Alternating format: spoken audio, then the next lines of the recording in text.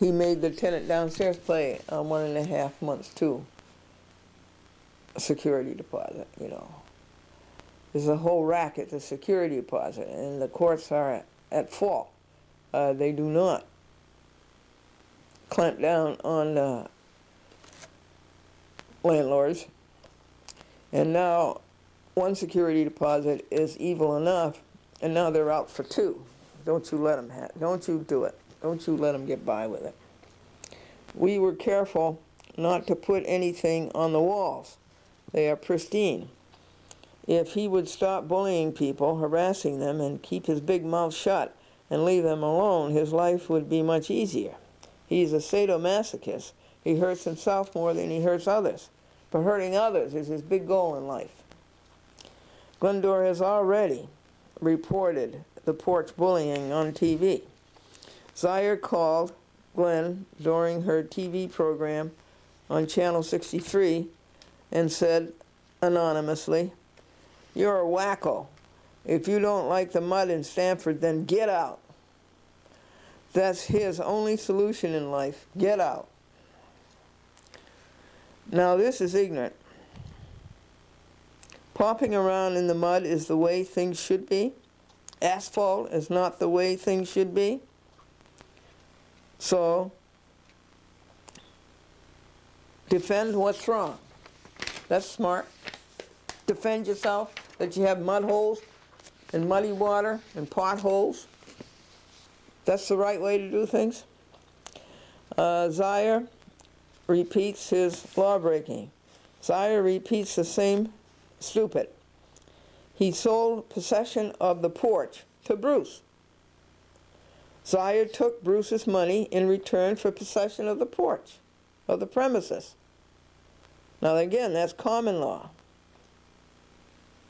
Says, in the consideration of the sum of so-and-so, you do such and such. So in consideration for Bruce's rent, however, how much it is, Bruce has possession of the premises, and Zaire relinquishes possession of the premises. You can't understand that. Plain common law.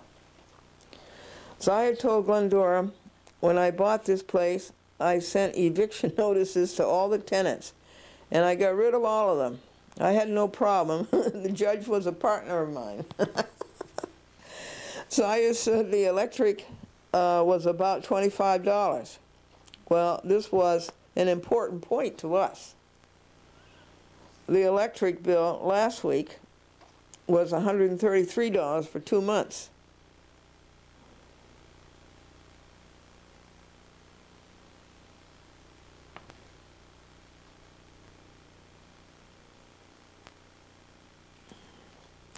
It is New York state law that a landlord has to tell a prospective tenant how much the utilities run.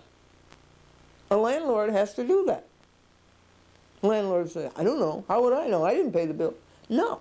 A landlord has to know how much the utilities are in the apartment that he's renting, if the tenant is going to pay utilities. Now these are my charges and claims and causes of action against Mark L. Zaire, abusive landlord.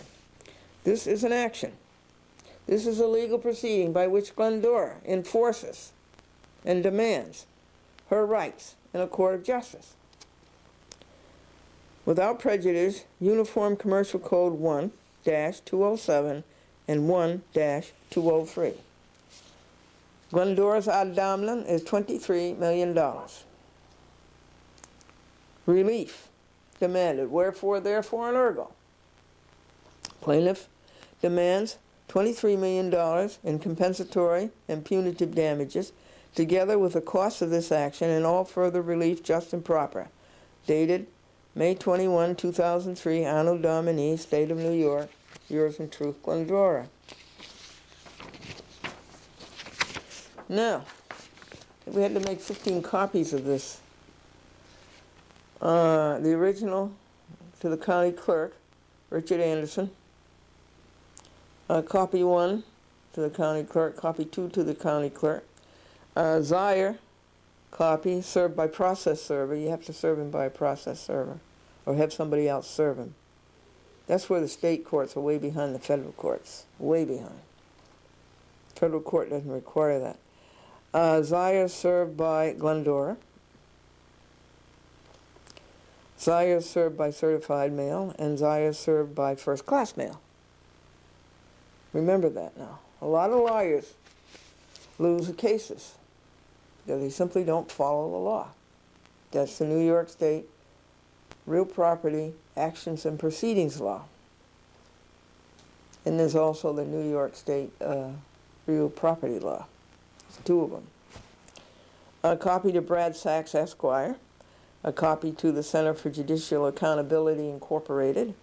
A copy to you, the Glendora TV audience. All important. A copy to 1, 2, 3 tenants, other tenants. Oh yeah, and a copy to Zaya's alleged lawyer, Robert D. Trotter, Esquire, in Millerton. Okay, so Glendora has a memorandum now to go to the court, and under penalty of perjury, Glendora tells the truth, the whole truth, and nothing but the truth, and always says, so help her God. Defendant Mark L. Zire does not, and on May 22nd, 03, Thursday, circa 6 p.m., Glendora and Franklin found infra on their upstairs door to their apartment. Found this letter, which I'll read to you.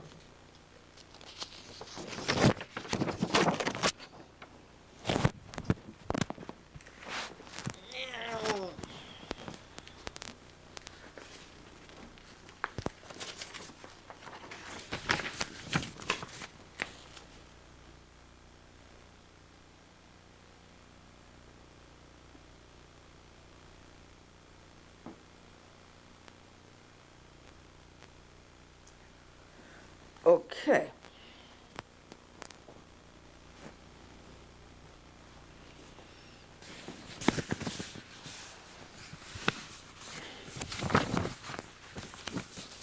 Well,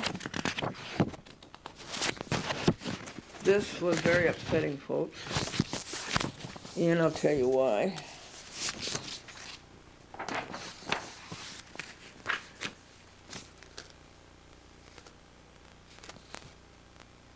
Zaya had to break and enter to put this on. See that door back there?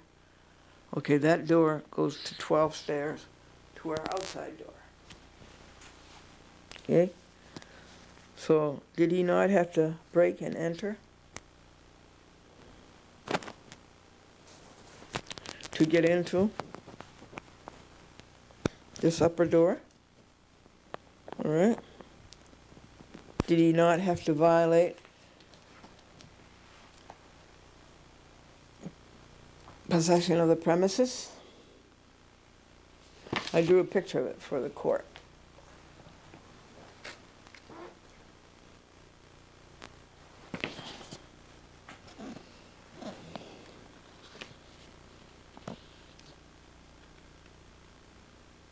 They should never have passed the threshold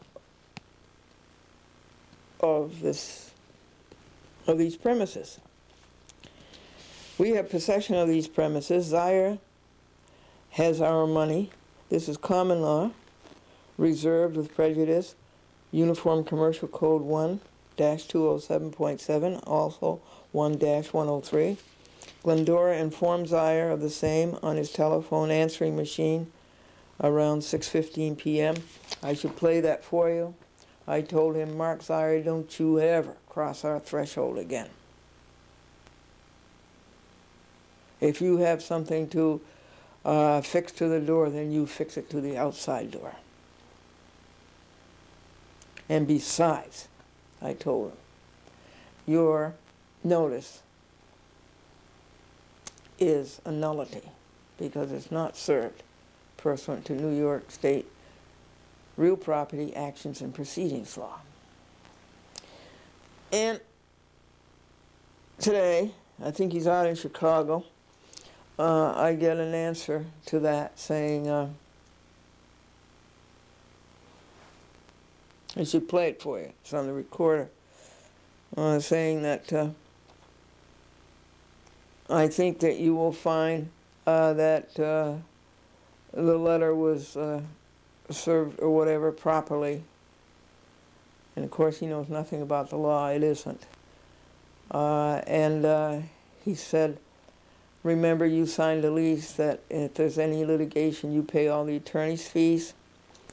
So he said, let's be as friendly as possible. He wants everything, okay? He wants to antagonize people, offend them, anger them, and at the same time he wants their friendship. So he thinks he can have everything. He wants to get $725 a month for an apartment. At the same time he thinks he has possession of it. Now, about the attorney's fees, no way. I have a ruling on that from the City Court of the City of White Plains that there's no law in landlord-tenant disputes where an attorney gets attorney's fees. And in this case, it cost the landlord $17,000. I hope it costs Zaire 3 times that. Okay, insufficient service. Glendora is not properly served. Service is not pursuant to New York State law. Letter from Zaire is a nullity. Glendora reserves all rights given her by New York statute and by Article 1 Bill of Rights, Constitution of the State of New York. Zaire's record is faulty. The plaintiff took possession of the premises as of July 1st, 2003, Anno Domini. The rent check states clearly rent for July 2002. As of July 1st, 2002. The check was dated June the 28th, 2002. The lease was signed June the 28th, 2002, but the rental started July the 1st, 2002. Zaire did not have the place ready, so we gave him several days. We did not move in until July 15th or so.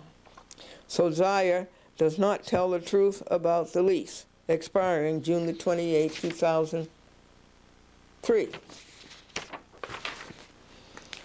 I want you to see his signature. Take note of that. Oh, and he says that to be as abrasive and as obnoxious as possible. He says, please vacate the premises by that date. On the day you vacate, a walk-through inspection will be performed on your unit for access any. Well, he said to access. He means assess. He's got it spelled A-C-C-E-S-S. It should be A-S-S-E-S-S. Damage, if any. And he left out a comma. Your security deposit with interest will be returned from an account held at my attorney's office accordingly.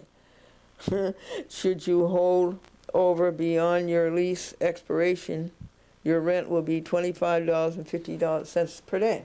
Okay, Zaire, what's your statutory authority for that? So you may say, but it's a long way from what you're saying to its being enforced. It's a long way, Zaire, that you'll ever collect that. And then he says, let me know if I may be of assistance.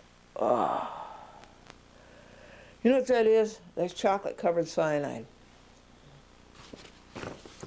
So where were we? Glendora will not be vacating the apartment on June the 28th. Walkthrough should have a hyphen in it. Excess damages, if any. Correction. Every square foot of this apartment will be videotaped as evidence to the court. The walkthrough inspection will be videotaped. An account held at my attorney's office. He left off the apostrophe. This is totally illiterate, this letter. An account held at my attorney's office, no apostrophe S. No way does this exonerate Zaire nor his attorney for violating our rights under New York State General Obligations Law. His attorney should have told Zaire to bank it under a separate account, send the information to us, in January pay us the interest. It is our money, not his. Glendora may very well hold over. She cannot see Zaire getting out of this for less than $7,000. The landlord keeps records badly as he keeps the property badly. The signature evidences a very confused mind. As to the lawyer Trotter, it has been Glendora's experience that landlords' lawyers are as much violative as the landlord. And 23 is reserved and is dated May the 23rd. That's today, folks, or yesterday, because this is early in the morning. Yours in truth, Glendora. This is Opus 993. It's 19 1/4 hours, and it costs $33.78 to print and post. Addendum. Please take note that Glendora intends to picket Zaire at the junction of County Route 65 and New York State Route 82. Her sign will say, "Mark Zaire, nasty landlord." She will also report on the case on TV. Voila. Glendora is on 41 cable TV stations, Oregon to New Mexico to New York to New Jersey and Connecticut. Zaire should have given Glendora the address and telephone number of Trotter, his alleged attorney. Well, I have no Carmody weight proof that this is so, that Trotter is an attorney for him. Anyway, we couldn't find his name in the yellow pages. We couldn't find his name in the white pages. And we had a terrible time trying to find his name in Martindale-Hubbell, the lawyers' directory. In fact, the information about Trotter as to where he got his degree, his undergraduate degree, and where he got his law degree, if he did, isn't in, we couldn't find it in Martindale-Hubbell. We had to go to the internet and we found his address, at least there. His address is in Millerton Plaza.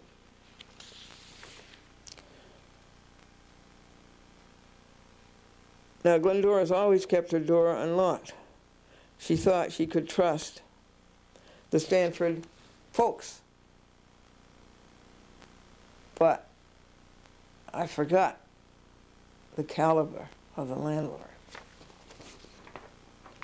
Can you imagine doing that? Here's a couple of ads that I'll send this landlord about asphalt.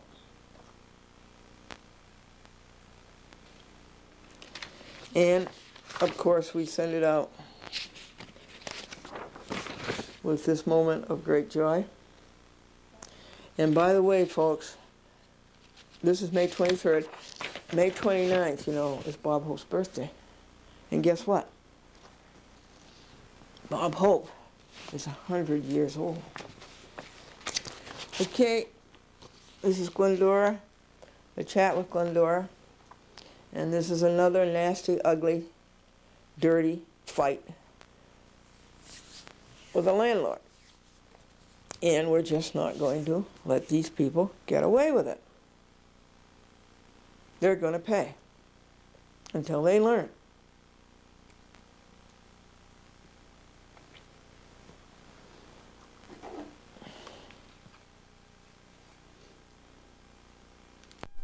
Entitle her to relief. That's Friedman's. Hey folks, we are off to serve Mark L. Zaire for $23 million. Violations of New York State real property law. And it's a drizzle. Up at the general store and get 2 boxes to mail the legal papers in for Saks. You can mail them media mail that way. And here we are, Mudville, New York. 12581. Isn't it terrific?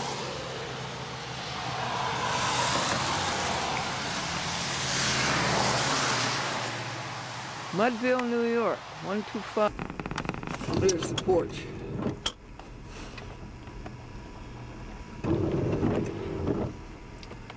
That figures in the lawsuit. Here it is, folks, ready to serve. This is Garbus, Garbage. Garbus is the United States District Judge in the United States District Court in Maryland. And he is the one who helped destroy George McDermott and also Dr. Elizabeth Pollock. It's ready to serve. Everything's done except reporting it to you. So, you like Franklin's new rocking chair? At the moment, he's off his rocker. He's in bed. The defendants are very, very important. Dennis Jacobs, a circuit judge, acting chief judge for the United States Court of Appeals, Manhattan. John M. Walker, Jr., I guess he is a chief judge. I don't know where he's been lately. Roseanne B. McKechnie, the chief clerk, and Bernard F. Madsen, deputy clerk. Ralph Gargulio, physician's assistant at Hopewell Medical. And Subhash Kulkarni, and the Hudson Valley Emergency, and Dr. Leroy Phillips, Ashok Shah, Asha Anwar, a couple of doctors in Poughkeepsie, Hudson Valley Critical Care Physicians in Poughkeepsie, Diane Contaros, James Scaduto, Daniel Chayaburi, Daniel M. Philbin, and Lawrence Scheck. These are the defendants.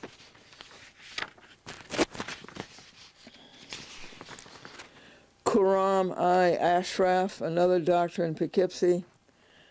These people are all being sued. Taconic Cardiothoracic in Poughkeepsie, Peter Zakow. Hudson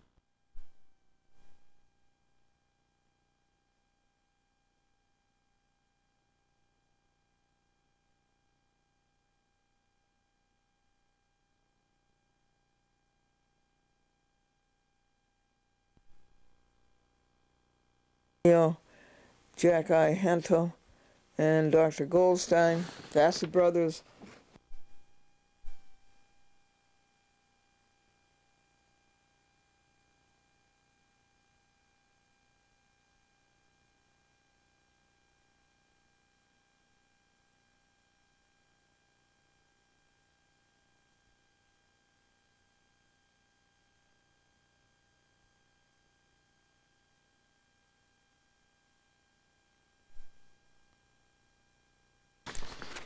Kuram I. Ashraf, another doctor in Poughkeepsie.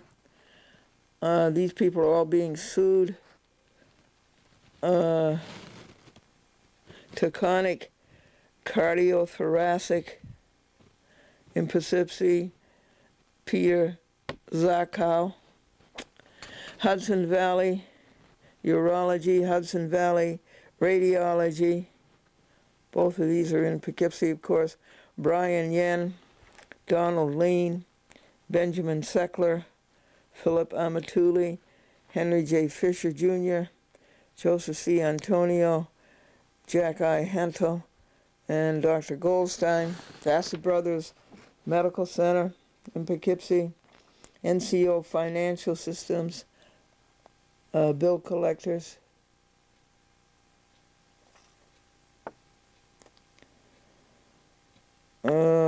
Daniel P. Saccone and Paula Plant, Cablevision, Rockland. Peggy Anderson, Cablevision in Hauppauge. Diane Bennett, Cablevision in Woodbury.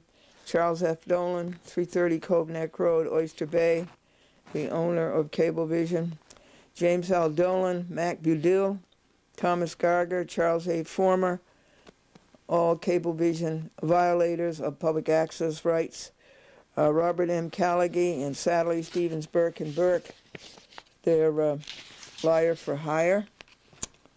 Fourth page, defendants. Daniil Rees-Tucker, the Chief Judge of the 10th Circuit, a panel of 3 of the 10th Circuit, Paul J. Kelly, a judge in the 10th Circuit, that's in Denver, Judicial Council of the 10th Circuit, Harris I. Hartz, Patrick Fisher, Audrey Weigel, all in the 10th Circuit. And now in the 9th Circuit, San Francisco, these fugitives, a judge named Hugg, a judge named O'Scanlane, and a judge named Tashima, their chief clerk Kathy Catterson and Jeff Crocker, deputy clerk Robert W. Doyle, Robert A. Lifson, and Kenneth W. Rudolph, judges so-called in the state of New York Supreme Court appellate term, together with the secretary, clerk Nancy Sunshine.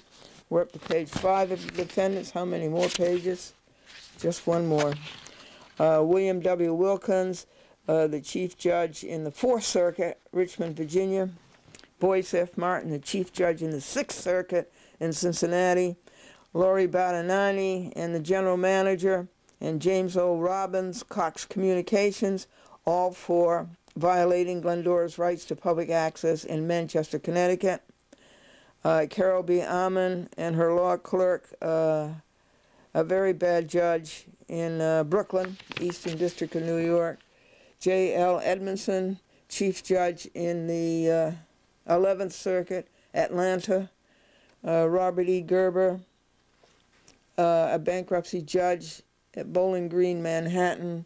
Shelley C. Chapman, a cheater lawyer for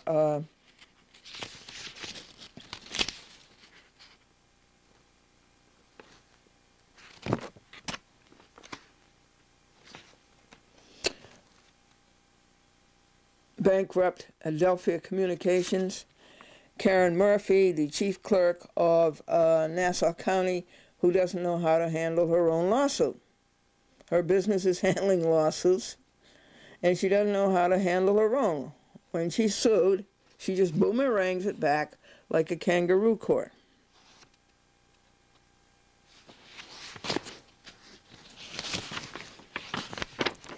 Okay, well, so what is this? All right, so I sued all these people in the United States District Court, District of Maryland, and the judge on it is Marvin J. Garbus. And this is Garbus garbage. Please take notice that Plaintiff Glendora appeals to the U.S. Court of Appeals for the 4th Circuit, the order, quote unquote, of Marvin J. Garbus, United States District Court, Baltimore. Garbus's order, quote unquote, is dated April the 29th, 2003, and it illegally dismisses Glendora's complaint, and Glendora wants her $150 back, together with 9% statutory interest for failure to perform. Dated May the 20th, 2003, Anno Domini, State of New York, yours in truth, Glendora, with prejudice. Uniform Commercial Code 1-207.7 and also 1-103. Notice of appeal with attachment. I said in the front, notice to appeal, notice to the clerk. Make certain that the attachment goes with the notice of appeal to the 4th Circuit. The so-called order by Marvin J. Garbus of April the 30th, 03, is soaking wet with acephalous and abominable dis-Americanism. Dis-Americanism.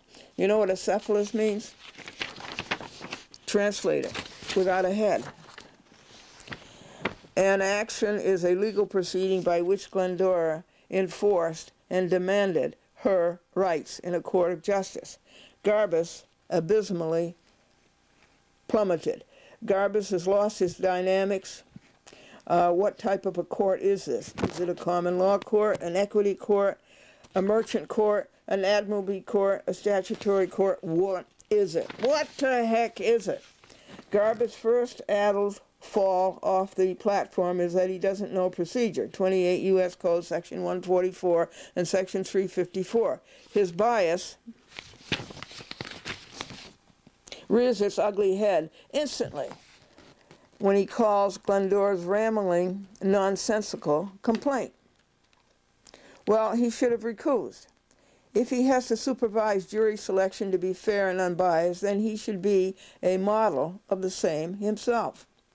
That's so true of these judges. You know,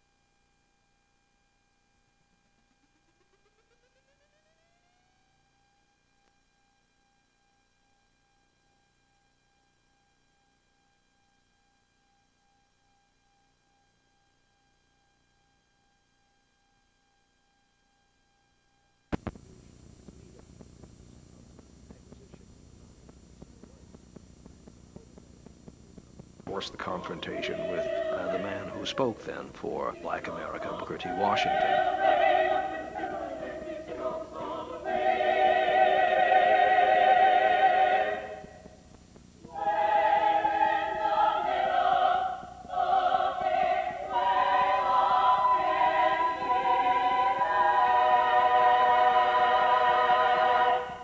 This is Radio Griot. Part 2. Booker T and W.E.B. A ship lost at sea for many days suddenly sighted a friendly vessel. From the mast of the unfortunate vessel was seen a signal. Water, water, we die of thirst. The answer from the friendly vessel at once came back. Cast down your bucket where you are. A second time. By 1903, Booker T. Washington was the undisputed leader of Black America. Born a slave, Washington was largely self-educated and had managed to found a school for black teachers in the heart of Alabama's Black Belt. It was called Tuskegee Institute. From his post as principal, Washington shrewdly presided over all things Negro. 8 years earlier, his influence had been ordained by the Southern white power structure on the strength of a speech given at the Cotton States Exposition in Atlanta. To those of my race who depend on bettering their condition in foreign land, or who underestimate the importance of cultivating friendly relations with the Southern white man, who is their next-door neighbor, I would say, cast down your buckets where you are. The speech became known as the Atlanta Compromise. In it, Washington proposed to trade Black America's pursuit of civil rights for low-level economic opportunity. Cast it down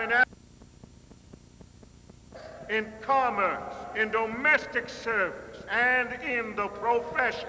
It was music to the ears of the white South that was expressing a sometimes violent rage against its former slaves, whom it saw as attempting to step out of its proper place of subservience.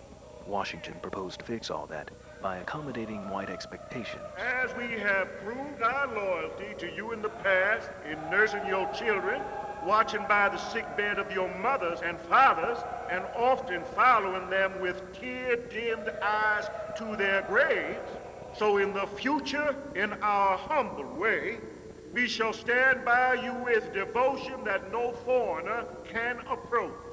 ready to lay down our lives, if need be, in defense of yours, interlacing our industrial, commercial, civil, and religious life with yours in a way that shall make the interests of both races one. In all things purely social, we can be as separate as the five fingers and yet one as the hand in all things essential to mutual progress.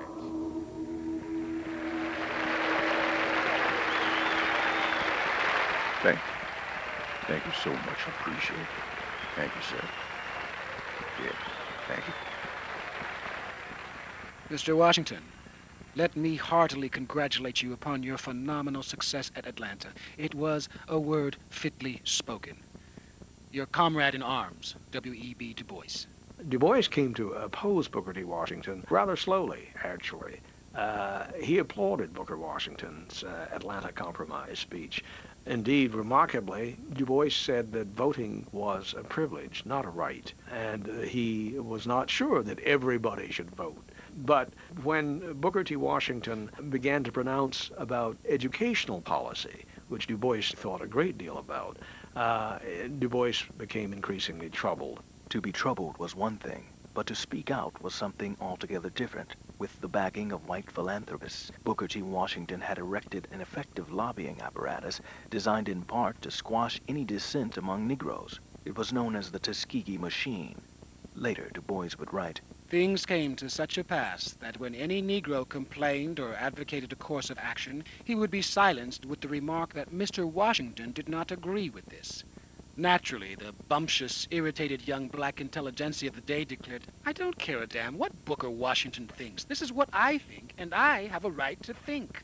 And finally, he opposed Booker T. Washington on the issue of whether or not a small percentage of the black population must not have the kind of education that would fit them for positions of command and leadership, as opposed to the vocational training that Dr. Washington prescribed for almost everybody. No race can prosper until it learns that there is as much dignity in tilling a field as in riding a bull. This is an age of unusual economic development, and Mr. Washington's program naturally takes an economic cast, becoming a gospel of work and money to such an extent as apparently almost completely to overshadow the higher aims of life.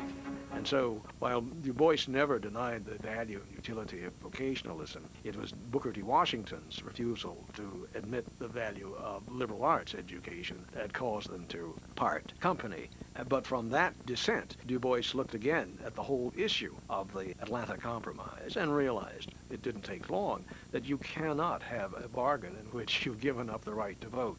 You have no leverage. And so, in 1903, he announced his dissent in that famous work, The Souls of Black Folk, in an essay contained in that work called Of Dr. Booker T. Washington and Others. It has been claimed that the Negro can survive only through submission. Mr. Washington distinctly asks that black people give up, at least for the present, three things. First, political power. Second, insistence on civil rights. Third, higher education of Negro youth. And concentrate all of their energies on industrial education, the accumulation of wealth, and the conciliation of the South. We can be as separate as the five fingers, and yet... As a result of this tender of the palm branch, what has been the return? In these years there have occurred the disfranchisement of the Negro, the legal creation of a distinct status of civil inferiority for the Negro, the steady withdrawal of aid from institutions for higher training of the Negro. Progress must be the result of severe and constant struggle rather than of artificial force. The question then comes, is it possible and probable that 9 millions of men can make effective progress in economic lines if they are deprived of political rights, made a servile caste, and allowed only the most meager chance of developing their exceptional men? If history and reason give any distinct answer to these questions, it is an emphatic no. And Booker Washington would never recover from that essay. It was a definitive denunciation in the most eloquent language. For young black intellectuals, the Souls of Black Folk became the political Bible, and W.E.B. Du Bois was now being honored as the long-looked-for political messiah. At last his quest to lead had been achieved. And so then Black America divides into two camps, unequal, with Booker Washington having the big guns. But by 1910, Du Bois has the support not only of the minuscule group of African American intellectuals and professionals, but of the progressive whites who decide that Booker T. Washington's agenda, while perhaps viable in the South, is no answer to the race problem in the North as more and more African Americans begin to migrate north. The result of that rethinking was the 1910 founding of the National Association for the Advancement of Colored People. Du Bois now leaves the classroom and joins the organization he's helped to found. And with the success of the Souls of Black Folk, Du Bois was certain that if the NAACP was to be effective, it would need a vehicle for its radical ideas. And to the surprise of the white officers of the NAACP, he says, I'm going to create a magazine. So we have no money for this. We didn't ask you to do it.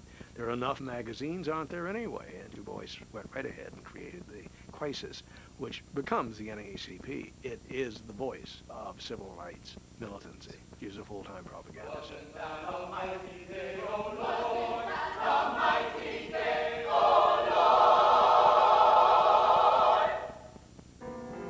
In Du Bois's hands, the Crisis magazine steadfastly indicted racism and stated the case for civil rights. But it also reflected Du Bois's interest in Negro art, in African history, in women's rights, world peace, Pan-Africanism, black nationalism, and socialism.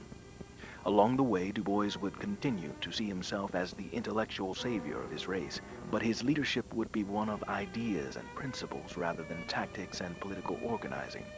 In the final pages of his autobiography, Dusk of Dawn, Du Bois stated his own view of his early contributions. I was a main factor in revolutionizing the attitude of the American Negro toward caste. My stinging hammer made Negroes aware of themselves, confident in their possibilities, and determined in self-assertion. So much so that today common slogans among the Negro people are taken bodily from the words of my mouth. Over the years, Du Bois would continue to find himself at odds with other black leaders, most notably the black nationalist Marcus Garvey. But Du Bois would also feud with executives of the NAACP. His ever-expanding ideas about solutions to the Negro problem resulted in a conversion to communism and the promotion of a self-segregated black economy. At the end of his days, he would be regarded by younger civil rights leaders as ideologically off track, as he'd once regarded Booker T. Washington. He was airbrushed out of history. Once again, David Levering Lewis. Because his politics after World War II took him so far left that in the teeth of the McCarthy hysteria, he was an embarrassment to the people he had worked with, who did not wish to be tainted with communist charges, which would, of course, have destroyed, for example, the NAACP. So, yes, Du Bois defies the trajectory of almost every other American's life. We get tired, we get fixed in ideas, and we say, okay, this is not to be, we've done our best. Du Bois becomes more radical at 95 than he was at 25. And that is the extraordinary profile of his witness and honesty. Perhaps above all, I am proud of a straightforward clearness of reason. In part a gift of the gods, but also to no little degree to scientific training and inner discipline. By means of this, I have met life face to face.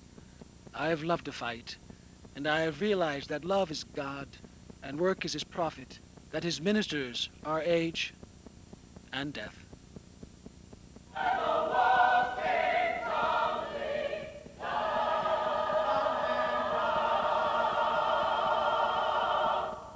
David Levering Lewis is a professor of history at Rutgers University.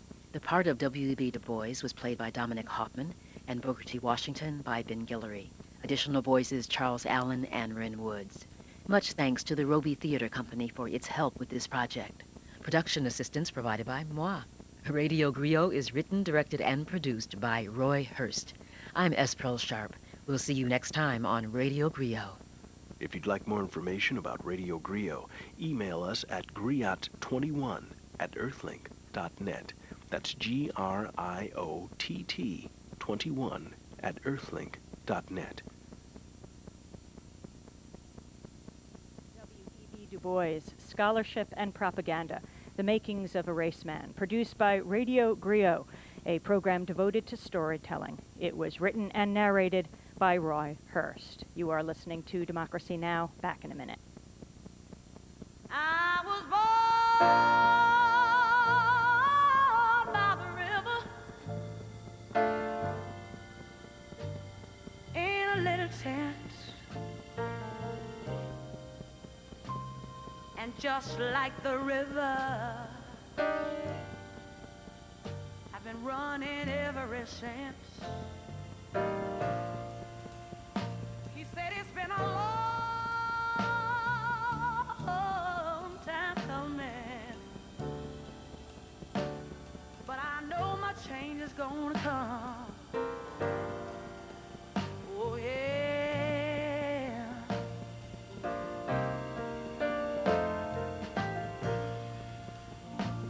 He said it's been too hard living, but I'm afraid to die. I might not be if I knew what was on. Sam Cooke's tune, A Change Is Gonna Come, sung by Aretha Franklin here on Democracy Now! This is the exception to the rulers. I'm Amy Goodman. 37 years ago today, Malcolm X was assassinated. One of the greatest leaders in this country. He was shot to death as he spoke before a packed audience in Harlem's Audubon Ballroom. He was just 39 years old. In honor of his memory, today we turn to a rare speech which we have audio and video footage. This is Malcolm X.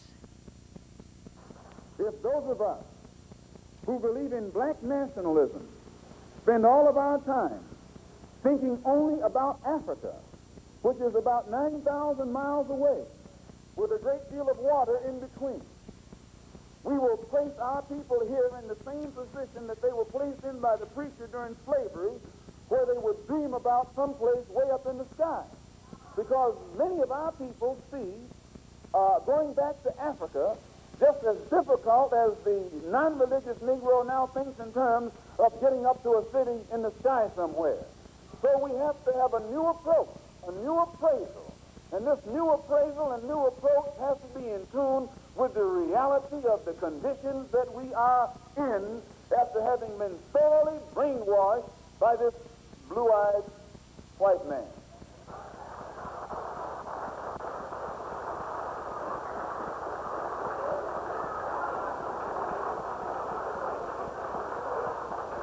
Some of them have brown eyes. Those of us who believe in black nationalism, who believe that we should migrate to our African homeland, on ourselves to see that new bridges must be built. Because in the minds of the majority of our people today, Africa is too far away. So the only way you and I can point them in that direction is build new bridges.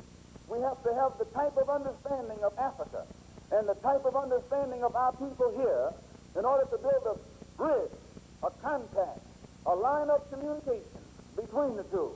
And once the lines of communication have been established and our African brothers can stretch forth their hands and reach out, and we can stretch forth our hands and reach them, why, there's nothing that this blue-eyed man in this country will be able to do to you and me successfully from that day onward.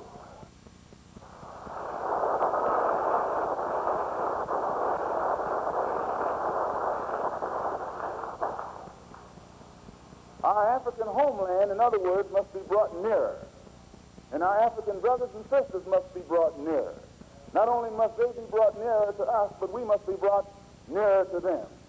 And the first step, for those of us who believe in the philosophy of black nationalism, we have to realize that the problem begins right here. First problem is right here. We have to elevate our thinking right here first. Not just the thinking of a handful, that won't do it.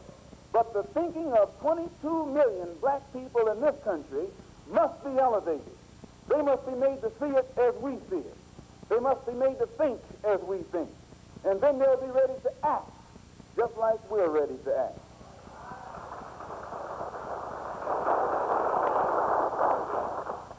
The black nationalists don't realize this. The black nationalists will fail as other groups have failed. Any philosophy that you have that can't be implemented is no good.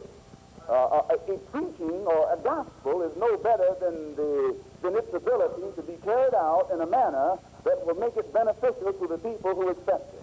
When you have a philosophy or a gospel, I don't care whether it's a religious gospel, a political gospel, an economic gospel, or a social gospel, if it's not going to do something for you and me right here, right now, to hell with that gospel.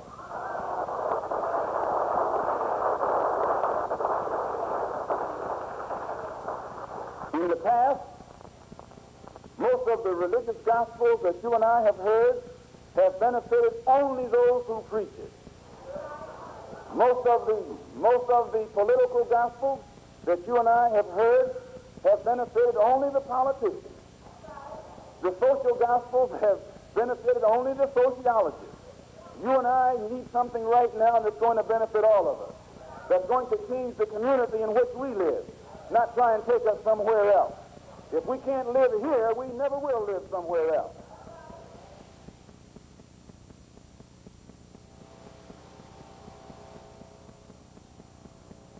Number one, why is it so difficult to get so many of us in this country interested in going to Africa? And I have to point this out because today the entire question has reached a new level of thought. There was a time when you talk about going back to Africa, you hear it out on the corner, 125th Street and 7th Avenue. But today, on college campuses across the country, you have students who are interested in nationalism. Nationalism is the wave of the present and the future. It is nationalism that's bringing freedom to oppressed people all over the world. It was nationalism that brought freedom to the Algerians. It was nationalism that brought freedom to the Nigerians and to the Ghanaians. It was nationalism that brought freedom to the people of Uganda and Tanganyika and Sudan and Somaliland. It was nationalism that has brought about the freedom of every oppressed people. They have studied the tactics and the strategy and the methods of all of the African nations who have emerged and won their independence. And they've seen that the Africans didn't get it by sitting in. They didn't get it by waiting in. They didn't get it by singing, "We shall overcome." They got it through nationalism. And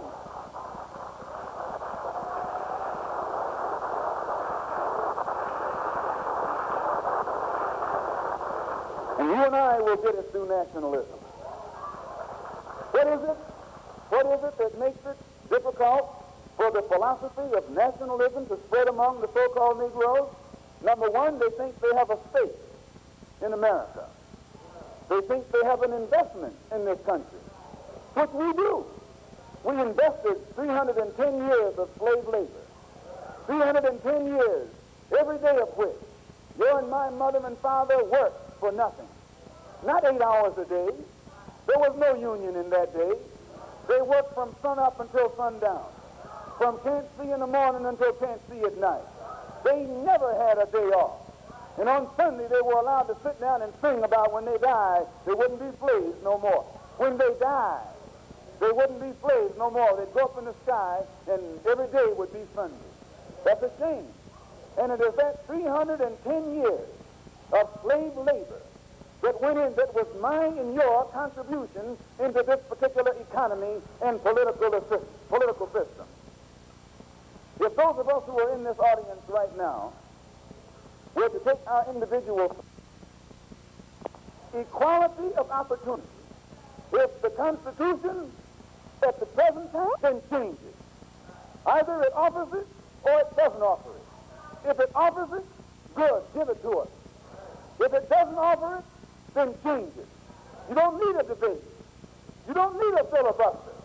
You need some action.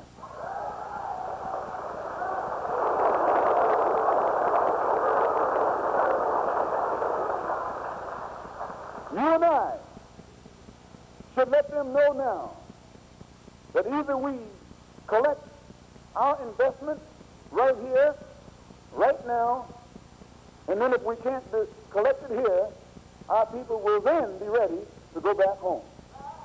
Let's go ahead and join in with them and make this man pay these back wages. They can give us the back pay. Let's join in. If this is what the Negro wants, let's join in. Let's show him how to struggle. Let's show him how to fight. Let's show him how to bring about a real revolution. Let's make him stop jiving.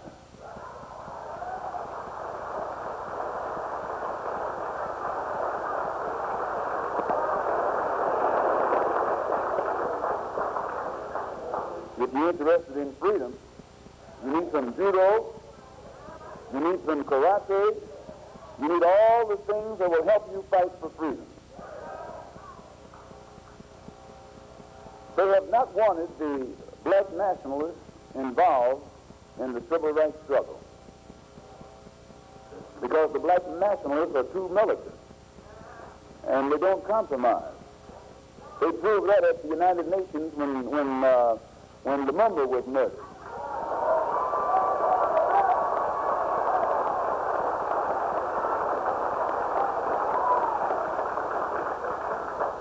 Since we know that they don't want the black nationalists involved in the civil rights struggle because black nationalists are too militant and won't compromise, we've got to get involved. We have to expose the subterfuge and the treachery of the white liberal who's posing as a friend of our people in this country, keeping us barking in the wrong direction. And once we get involved, we have to give an entirely new interpretation to the entire civil rights struggle so that the door will then be open for all of our people to become involved at a level or on a level that they best understand. And the only simplified way to explain it is we want equality of opportunity. And this doesn't conflict with what Mr. Muhammad taught me, because on the back of the newspaper, Muhammad speaks it plainly states that if the man is not going to let our people go back home or isn't going to give us some territory somewhere else, then we demand equality of opportunity. Malcolm X, he was assassinated 37 years ago today. And that does it for today's program. Democracy Now!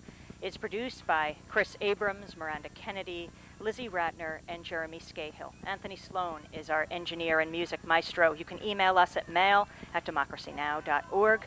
Our website is democracynow.org. I look forward to seeing people Friday night, tomorrow night, at University of Vermont. I'm Amy Goodman. Thanks for listening to another edition of Democracy Now!